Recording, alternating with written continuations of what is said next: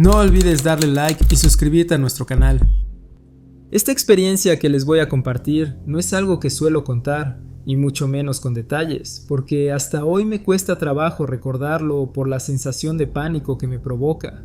Pero lo viví, yo estuve ahí. Tenía 17 años, cursaba la preparatoria en una escuela enorme del centro de la ciudad, con pasillos eternos, 3 pisos, salones con pizarras que ya se veían viejas cuando entramos por primera vez y un ambiente caótico y ruidoso como solo puede tener una escuela pública con más de 1000 alumnos.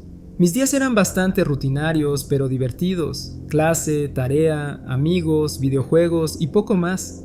Lo normal para un adolescente promedio. Era una tarde entre semana.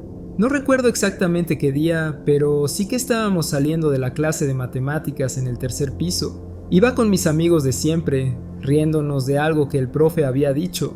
Entonces, sin aviso, se apagaron todas las luces del pasillo, de golpe. Pensé que era una falla de electricidad, algo normal, pero no. Algo estaba mal desde el primer segundo. El bullicio habitual desapareció, silencio, completamente. Me detuve en seco, miré a mi alrededor y mis amigos ya no estaban. El pasillo, que un momento antes estaba lleno de estudiantes saliendo de clase, quedó totalmente vacío. Pensé que estaban jugando una broma o que me había distraído y todos habían entrado en algún aula. Pero al mirar dentro de los salones me encontré con libros abiertos, mochilas tiradas, libretas abiertas sobre los pupitres, todo como si la gente se hubiera desvanecido en medio de sus actividades. Lo más inquietante era la luz. Afuera, hacía apenas unos minutos, el sol estaba alto, pero ahora todo tenía un tono azul grisáceo, como si estuviera amaneciendo. Fui corriendo hacia una de las ventanas para orientarme, pero no había nada, nada, solo una negrura densa, como si más allá del cristal no existiera absolutamente nada. La desesperación se apoderó de mí. Grité los nombres de mis amigos una y otra vez, corrí por el pasillo buscando alguna señal de vida. Nada.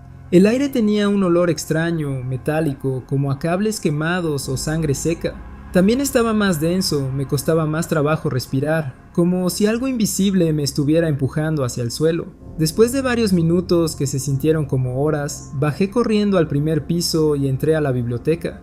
Era uno de los lugares donde me sentía más seguro. Ahí, entre estantes y libros, dejé mi mochila en una esquina, me senté en el suelo y me solté a llorar. No podía procesar lo que estaba pasando. Era como si hubiera quedado atrapado en una especie de dimensión paralela, una copia vacía de mi escuela. Entonces sentí una presión extraña en la cabeza. Sentía que algo me estaba empujando hacia abajo desde dentro del cráneo.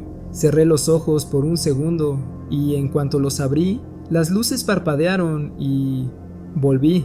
Estaba de nuevo en el pasillo del 3er piso, de pie, frente a mis amigos. Ellos me miraban como si acabara de hacer algo raro. Yo estaba temblando, con los ojos llenos de lágrimas, y respirando agitadamente como si hubiera corrido un maratón. Uno de ellos me preguntó si estaba bien. Traté de hablar, de contarles lo que había pasado, pero al principio ninguno me creyó. Decían que solo me había quedado parado unos segundos. Parecía que me hubiera distraído. No fue hasta que, todavía alterado, les pedí que bajáramos a la biblioteca, que las cosas se pusieron serias. Entramos, fuimos directo a la esquina donde recordaba haber dejado mi mochila, y ahí estaba, exactamente donde la dejé en ese otro lugar. Nadie supo qué decir, mis amigos se quedaron mudos, yo tampoco tenía respuestas. Hasta el día de hoy no sé qué fue eso, una alucinación, un lapso mental, una especie de brecha en la realidad. Solo sé que estuve solo en un lugar que parecía mi escuela, pero no lo era. Y lo que más me inquieta no es lo que vi, sino la sensación que tuve estando ahí. No estaba solo, nunca había nadie, pero sentía que algo me observaba todo el tiempo. Es una experiencia que me ha dejado secuelas como ataques repentinos de pánico y esto no se le deseo a nadie jamás.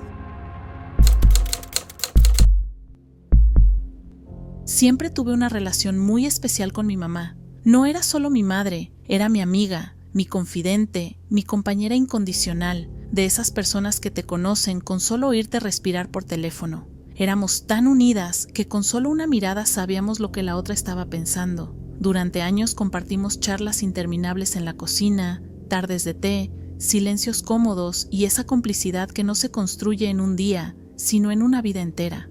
Una de nuestras pequeñas costumbres, tan simple pero significativa, era decirnos: te llamo cuando llegue. Cada vez que una de las dos salía de viaje, por corto o largo que fuera, esa frase cerraba la despedida, y nunca fallábamos. Esa llamada era más que una formalidad, era una promesa de cuidado, de amor constante, una forma de decir: tranquila, estoy bien. Y lo sabíamos. La noche que falleció mi madre es una de esas que llevo grabadas en el alma, no por la tristeza, aunque la había y mucha, sino por lo que pasó después, algo que todavía no sé cómo explicar con lógica, pero que, en el fondo, me hizo sentir acompañada en medio de un momento tan doloroso. Mi mamá había estado muy enferma los últimos meses y ya sabíamos que el final se acercaba. Mi hermano y su esposa viajaron desde otro estado para estar con nosotras. Fue una de esas despedidas silenciosas, sin palabras rimbombantes ni discursos dramáticos, pero llena de amor. Nos sentamos con ella, le tomamos la mano y simplemente estuvimos ahí, como siempre lo hicimos, en familia.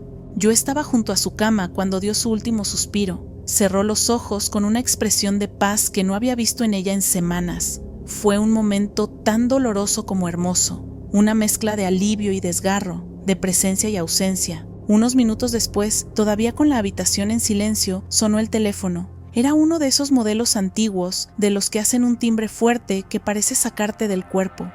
Lo recuerdo tan claro. Era como si el sonido rompiera la barrera entre este mundo y el otro. Fui yo quien contestó. ¿Hola? Nada, absolutamente nada, ni ruido de fondo, ni estática, ni una respiración, solo silencio. Me pareció raro. Vivíamos en una zona sin problemas con la línea telefónica y el clima esa noche era perfecto, sin lluvia, sin tormenta. Por un segundo pensé que alguien tal vez había marcado por error, pero el silencio del otro lado tenía algo distinto. No era el silencio de una línea vacía, era un silencio lleno. Colgué. No le di más vueltas en ese momento. Había mucho que hacer. Hablar con el hospital, preparar lo necesario, acompañar a mi hermano y su esposa, quienes estaban igual de conmocionados. Fue más tarde, ya de madrugada, cuando me quedé sola en la cocina, con una taza de café frío entre las manos, que me vino a la mente, algo que me hizo soltar una lágrima. Nuestra llamada. No importaba si era un viaje largo o corto, o si sabíamos que llegaríamos sin problema. Era una forma de decir: estoy bien, ya llegué. Y en ese momento lo supe. Esa llamada no era un error, ni un número equivocado. Fue mi mamá. Era su forma de decirme, como siempre lo hacía: ya llegué, hija. Desde entonces, lo cuento como algo que simplemente pasó. No busco convencer a nadie. Algunos me dicen que fue una coincidencia, otros que fue mi mente buscando consuelo. Y tal vez, pero yo sé lo que sentí en ese instante, y no fue consuelo inventado, fue ella. Una madre que incluso después de partir encontró la forma de cumplir su promesa. Y ese pequeño timbrazo, ese momento tan breve y misterioso, me dio una paz que ninguna explicación racional podría darme. Porque el amor de una madre, cuando es profundo y verdadero, no entiende de fronteras, ni siquiera la de la muerte. Y aunque desde entonces el teléfono nunca volvió a sonar sin razón, ese día aprendí que, a veces, las promesas más pequeñas son las más poderosas. Y que algunas despedidas, aunque inexplicables, son el consuelo que el alma necesita para seguir adelante. Hace unos días tuve un sueño raro de verdad. Y no fue como esos sueños alocados que se olvidan al despertar. Este sueño me dejó con una sensación tan intensa que todavía no me lo puedo sacar de la cabeza. Todo empezó como un sueño bonito, casi como una aventura. En el sueño, nuestro pueblo, ese mismo donde crecí, con sus calles polvorientas y sus casas bajas, tenía una montaña enorme, como sacada de un cuento. Una montaña mágica, encantada. Pero no estaba vacía, no. Había un pueblo entero en la cima, donde vivía gente que se dedicaba a curar con hierbas, con rituales y hechizos. Eran como una mezcla entre sanadores antiguos y magos sabios, y la gente hablaba de ellos con respeto, aunque con un poco de temor también. En el sueño, unos amigos y yo decidimos subir. Era como una excursión, algo que hacíamos con emoción y ligereza, sin pensar mucho. La subida fue larga pero extrañamente fácil, como si algo nos ayudara a avanzar. Cuando llegamos, el pueblo era hermoso, casas de madera con enredaderas en las paredes, fuentes con agua cristalina y un aire que olía a lavanda y hojas secas. Nos recibieron con sonrisas amables, miradas cálidas. La gente nos invitó a conocer el lugar, a pasear por los caminos empedrados y nosotros, encantados, fuimos. Todo parecía perfecto, al principio, pero cuando llegamos al mercado del pueblo algo cambió. No sabría decir qué exactamente, pero el ambiente se volvió más denso, más silencioso. Algunas personas nos miraban con sorpresa, como si no esperaran vernos ahí. Otras directamente nos veían mal, con una especie de rechazo que no entendíamos. Fue incómodo, pero decidimos seguir sin hacer mucho caso. Pensamos que tal vez simplemente no estaban acostumbrados a forasteros. Más tarde, ya cayendo la tarde en ese lugar extraño, nos invitaron a descansar en una de las casas. Era acogedora, con velas encendidas, tapices viejos y un fuego suave. Nos sentamos a platicar con un grupo de jóvenes que vivían ahí. Eran amables, pero había algo curioso. Ninguno decía su nombre. Cada vez que alguien preguntaba, ellos sacaban un pedazo de papel y lo escribían. Nos explicaron que en su comunidad dar tu nombre era algo muy íntimo, muy serio, casi como compartir tu alma. Uno de los chicos se me acercó y me ofreció papel y lápiz, pidiéndome mi nombre, pero algo en su mirada no me convencía. Era educado, sí, pero sentí que no tenía ninguna conexión con él, así que simplemente no lo hice. Luego apareció una muchacha, guapa, carismática, con una sonrisa fácil y una mirada profunda. Ella también me pidió mi nombre, y esta vez sentí algo diferente. Me sentí atraído, curioso, quise confiar. Tomé el papel y me dispuse a escribirlo sin pensarlo 2 veces. Y justo cuando iba a empezar, lo escuché. Una voz clara que me hablaba directamente al oído. No les des tu nombre. Me congelé, miré alrededor, pero nadie más parecía haberlo oído. Dudé por un momento, pero luego pensé que era solo mi imaginación. Así que empecé a escribir. Pero no pude. Cada vez que intentaba escribir mi nombre, algo pasaba. Se me resbalaba el lápiz, me equivocaba en una letra, escribía mal mi apellido, tachaba sin querer. Lo intenté una y otra vez, pero cada intento terminaba mal. El papel empezó a llenarse de errores, borrones y versiones torcidas de mi nombre. Era como si mi mano no me respondiera del todo. Molesto, intenté algo distinto, dibujarme. Me dije, bueno, si no puedo escribir mi nombre, por lo menos puedo mostrarle quién soy. Pero fue peor. Por más que lo intenté, el dibujo no salía, nada. Solo palitos y círculos sin sentido. Y yo sé dibujar. No soy artista, pero tengo buen trazo. Pero en ese momento, nada. Mientras tanto, la chica seguía ahí, esperando, con esa sonrisa que lentamente se volvía más forzada, más vacía. Ya no parecía tan encantadora, ya no parecía alguien. Me entró una sensación horrible en el pecho, como un vacío que subía desde el estómago. Supe, sin que nadie me lo dijera, que no debía entregarle mi nombre, que algo o alguien me estaba protegiendo, deteniéndome, y entonces desperté. No fue hasta que abrí los ojos que sentí verdadero miedo. Un miedo seco, como cuando recuerdas algo peligroso que casi pasó pero lograste evitar. Y entonces me acordé de algo que mi abuela solía decir cuando yo era niño. Nunca des tu nombre a cualquiera, los nombres tienen poder, y algunos seres lo saben. No sé si fue un sueño, si fue una advertencia o si crucé por error a algún lugar que no me correspondía. Pero desde entonces he pensado muchas veces en esa chica, en esa sonrisa, y en qué hubiera pasado si una sola vez el lápiz no se me hubiera resbalado. Últimamente había estado más ansiosa de lo normal, pero lo atribuía a la carga de trabajo y al desvelo con el niño. La vida se sentía como una especie de carrera sin línea de meta. Trabajo, casa, bebé, pareja, repetir. Ese día no era diferente. Estaba en la oficina, sentada frente a mi escritorio, respondiendo correos sin mayor inspiración, cuando de pronto, sin previo aviso, me invadió una angustia tremenda. No había ningún detonante lógico, no había pensado en nada triste, no estaba atrasada con nada. Simplemente empecé a sentir como si algo terrible estuviera a punto de pasar. Me costaba respirar, las manos me sudaban y el pecho se me apretaba como si estuviera atrapada en un elevador con las paredes cerrándose lentamente. Lo primero que hice fue enviarle un mensaje a mi mamá, que ese día se había quedado en casa cuidando a mi hijo y al perro porque la guardería estaba cerrada. Solo le puse algo como, ¿todo bien por allá? Ella respondió al minuto, sí, todo tranquilo, estamos jugando en la sala. Traté de calmarme con eso, pero la sensación no se iba.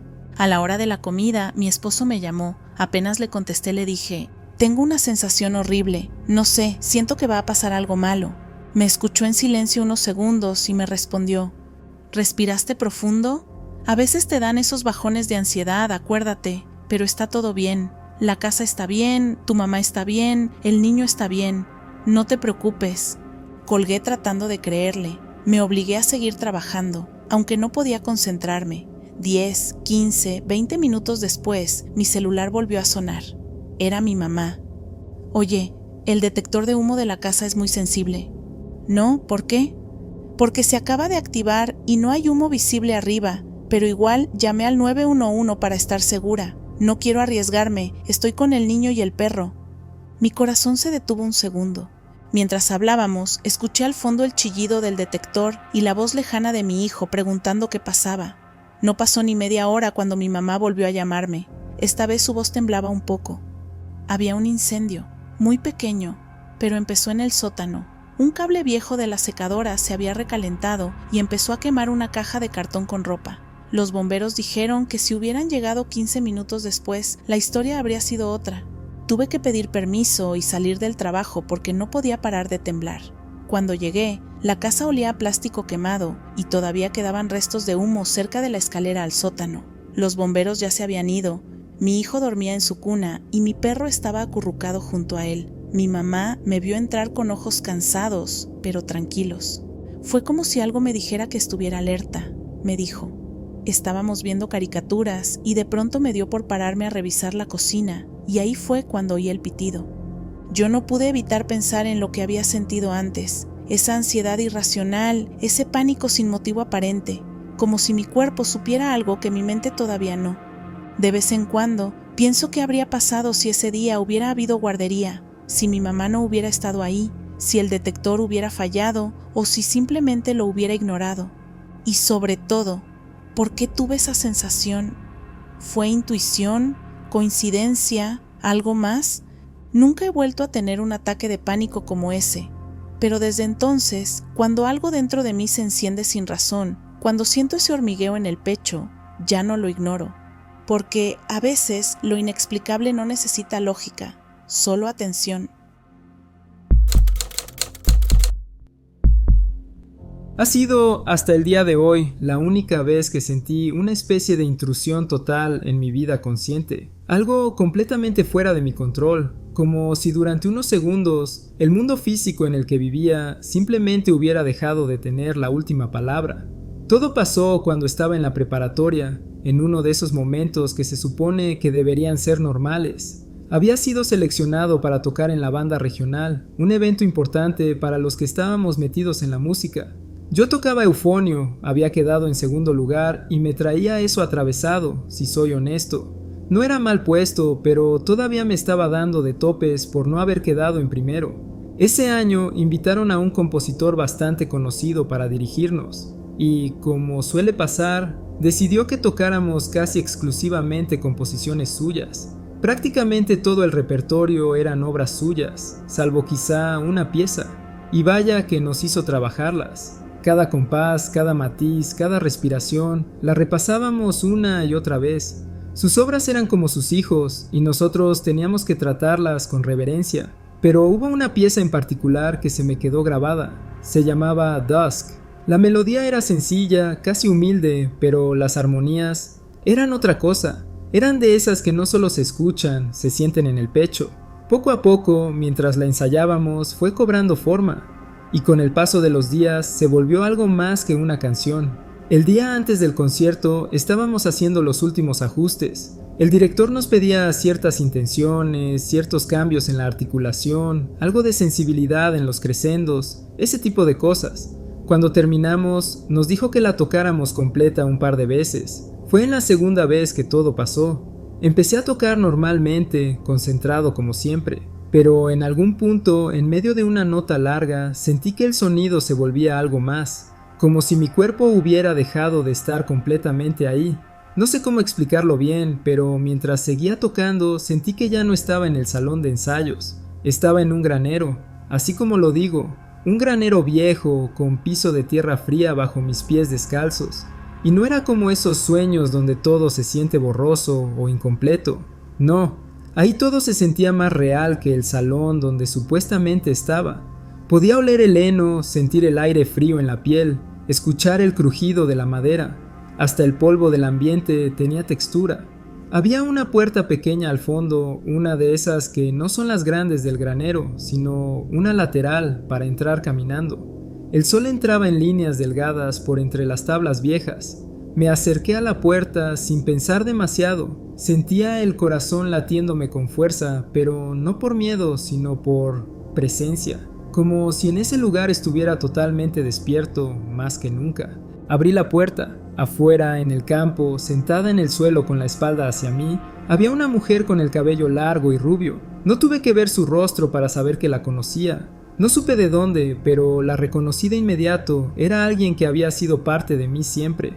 Levanté la mirada hacia el horizonte. El sol ya se había escondido detrás de la línea del mundo, dejando un cielo completamente rojo. Pero lo más impresionante fue el viento.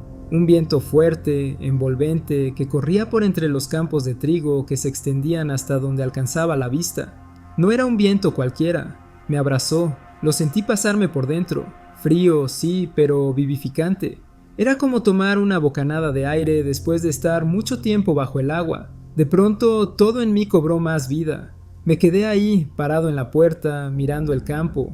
No sé si pasaron segundos o minutos. No sé si dejé de tocar por completo o si mi cuerpo seguía tocando, como en automático. Solo recuerdo esa sensación, de paz total, de pertenencia, de algo que no puedo nombrar. Y de pronto, volví.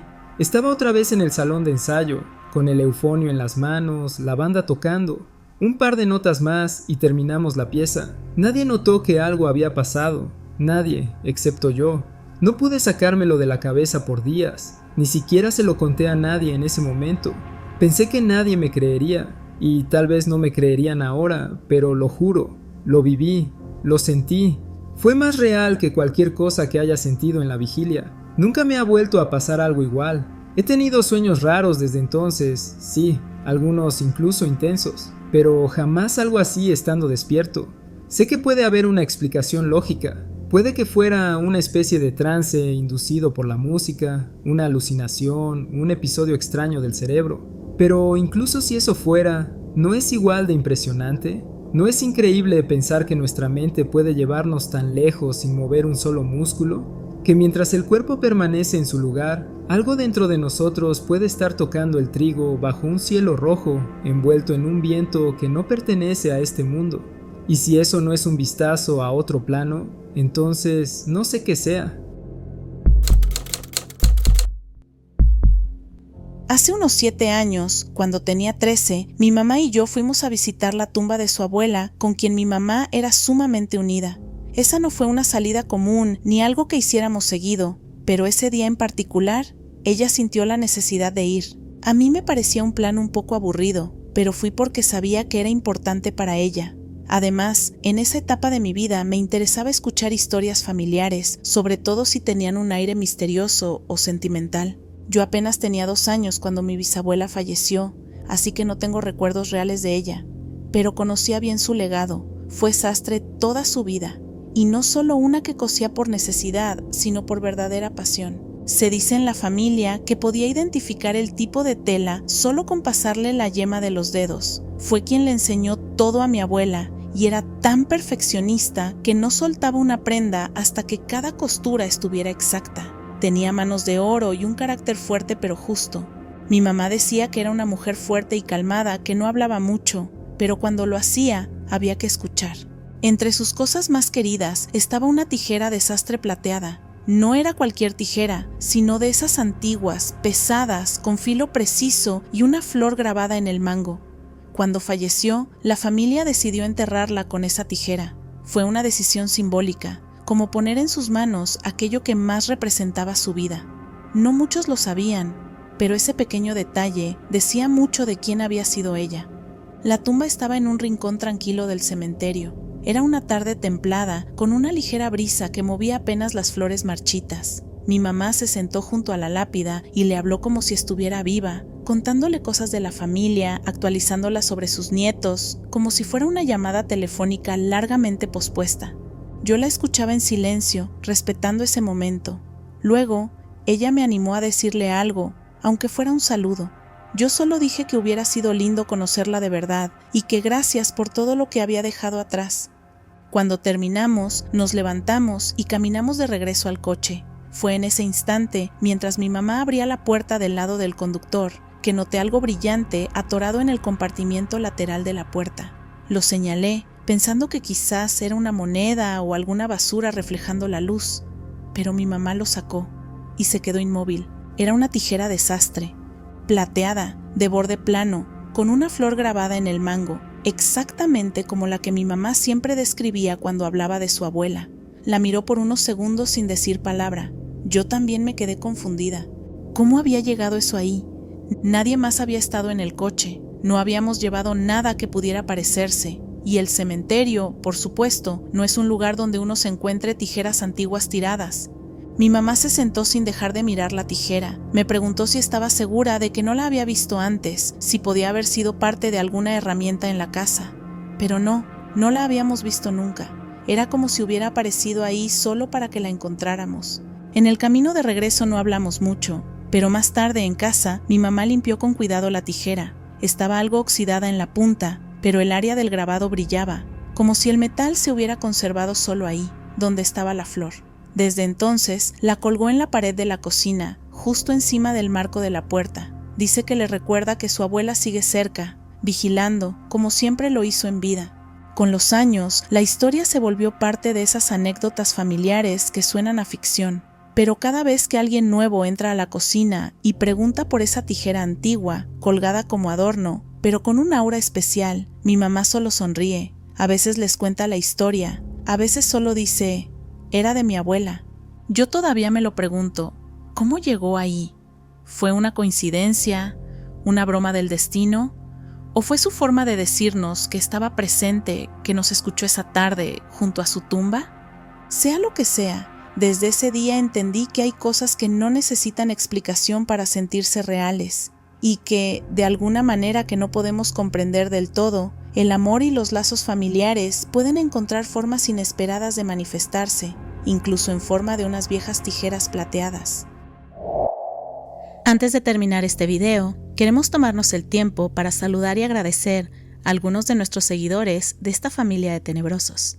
Andrés Gamino, 15565, Virginidad Díaz, Magdolson, 9295, Carla Dávila, 4077, Marisa Sanacost, 5307, Nurim.4439, Ilia Trujillo, 8507, Darwin Wilfredo Mesa Rodríguez, 5172, Verónica Esparza, 7989, Bianca Mendoza, 947, María Z, 1450, Jaciel Zapata, 9566, Lorenzo Mar, 6828.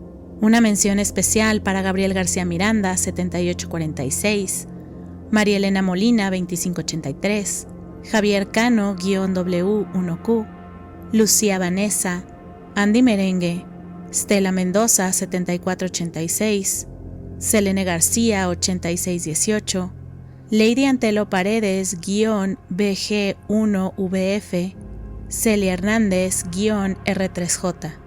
Gracias por su apoyo constante e incondicional. Nos emociona ver sus mensajes en cada video. Valoramos mucho su apoyo. Cada like, cada comentario, cada suscriptor y cada experiencia compartida nos motivan a seguir creciendo y mejorando. Gracias por escucharnos, por compartir sus ideas, teorías, historias y por ser parte de esta comunidad de mentes inquietas. Ya somos más de 14,800 miembros de esta increíble comunidad de tenebrosos. Gracias por cuestionar lo que creemos saber, por abrir sus mentes a lo imposible y por acompañarnos en cada nueva historia, misterio y falla en la realidad. En este universo y en todos los posibles, Su apoyo es lo que mantiene viva a esta familia de tenebrosos. Sin ustedes, este viaje sería solo un eco perdido en el multiverso. Y recuerden que si tienen una historia que compartir, nos la pueden enviar a la dirección de correo electrónico que aparece en la descripción del video, encuentrostenebrosos@gmail.com. Ahora también nos pueden encontrar en Facebook como Encuentros Tenebrosos. No olviden seguirnos y darle like a la página para no perderse las próximas sorpresas que tendremos para ustedes. El multiverso está lleno de secretos y apenas hemos comenzado a descubrirlos. Nos vemos en el siguiente universo.